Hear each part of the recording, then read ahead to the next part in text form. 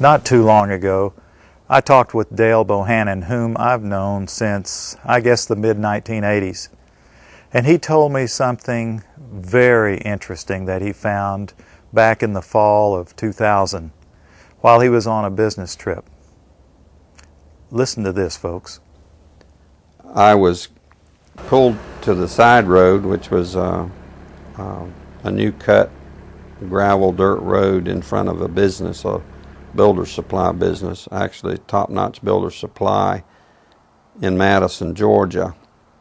To my right, this was previously was a soybean field, and this little new cut road divided this field, and the right side of the road was filled with which I thought was portable toilets. So I never looked at them that close. Same in color, maybe black, but which was an odd color. And I was sitting there going over my notes, and a van pulled alongside of me that turned out to be the property owner. And he greeted me, and he was by himself, and so we had a good little dialogue there, and I asked him about the field of black boxes. What were they? Because I'd never seen anything like that, and his statement was that if he told me, I would be one of few people in Madison, Georgia that knew about them. And he says they're disposable coffins, I believe he told me. And he says there's 100, at that time, he said there was 125,000 there. And they were stacked, he told me, 15 high. I asked him who owned them, and he stated that the CDC owned them and that they were leasing his land for storage. And he said his brother worked with the CDC in Atlanta and had been asked by the CDC to do a 3-year extension to place temporary morgues all across the nation. So in January of this year, 2005, we decided to drive to beautiful Madison, Georgia and take a look for ourselves. It was on a Sunday and no one was around, with the exception of this one pickup truck that was coming out the narrow road that we were going in on next to this field. We flagged down the pickup truck, and it was providential that the driver of this pickup truck turned out to be the son of the man that owned this field. So naturally, we started asking him questions. And he told us that not long ago, there had been as many as 500,000 of these grave liners or disposable coffins. We asked him for permission if we could look around, and he said yes, so we did. We're just getting an idea for the size of these boxes. What could these boxes be used for? Well, they're called casket liners. And that's an interesting term, isn't it? It's a casket liner. When I first heard the term casket liner, I thought perhaps a lining for a casket. But this is too big to be on the inside of a casket. So certainly this could be used as a casket. This is an inexpensive casket. And you can see the size here. There's lots of room. I think my friends here, we could all probably get inside, and it might be a little cozy, but we'd fit just fine. Which tells me that these liners can be used for more than just one. And one more time, what kind of liners are these? Casket liners. These are casket liners. That's what the man said. That's what the man told us. And we're told that there are about, well, there were about 500,000 out here.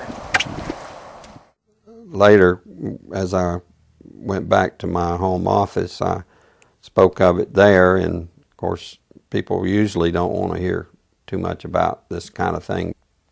So it's never been mentioned, publicly, except just here and there. because most, like I said, the reaction I got, people didn't want to know about it, the few people that I spoke to, and so I just dropped it. And till I went to a luncheon, a fundraiser for Representative Saxby Chambliss. He was running for his second term for the U.S. House of Representatives. And it was a crowd, probably 100, maybe 150. It was congressmen, senators, state senators, and mayors. There was one table we probably had 2 3-star generals and a couple of 1-star with their spouses. So it was a real high-powered meeting. But the keynote speaker was a congressman, and I don't remember his name. He'd just been in the House for a long time, and he was the chairman of the Armed Services Committee. And so he just spoke in behalf of Representative Chambliss and the importance of having him on board to be reelected due to our threats. But it had to do with the nuclear devices that was missing from the old Soviet Union and that had gotten into terrorist hands. And it was, the emphasis was on the critical state that we face in this country. And he said we could lose tens of millions of people in the next decade, and he used those terms, due to a nuclear strike on U.S. soil. And I was sitting there, and it became very clear to me that that could very well explain why just weeks, I mean, could be 2 to 3 weeks prior to that meeting, that I had stumbled upon these, at that time, 125,000 disposable liners or caskets or coffins or whatever they could be termed as in that soybean field in Madison, Georgia. Did you catch what he said, friends? At this high-powered meeting, it was in Perry, Georgia, near Robins Air Force Base, the largest employer in the state of Georgia, Robins Air Force Base. The chairman of the Armed Services Committee was the keynote speaker. The chairman of the Armed Services Committee, whoever that may be, used to be Sam Nunn of Georgia, from the district I was born and raised in. Whoever that chairman is generally one of the most powerful men in Washington. And I can't remember the chairman's name at that time myself, but he said, this was in the year 2000, I believe, that in the next 10 years, possibly due to nuclear strikes, tens of millions of people could lose their lives. And we've just read what our prophet said. Now, what we've just seen is one United States city outside, this is Atlanta. It has a metropolitan population area of roughly 4 million people.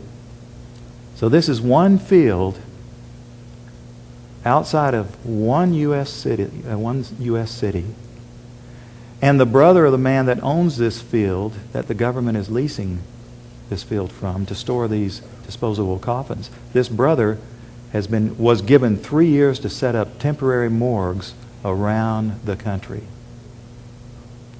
Now, we found the website that we think these disposable coffins were made at, and we noticed that the lids that they're advertising on the website were rounded.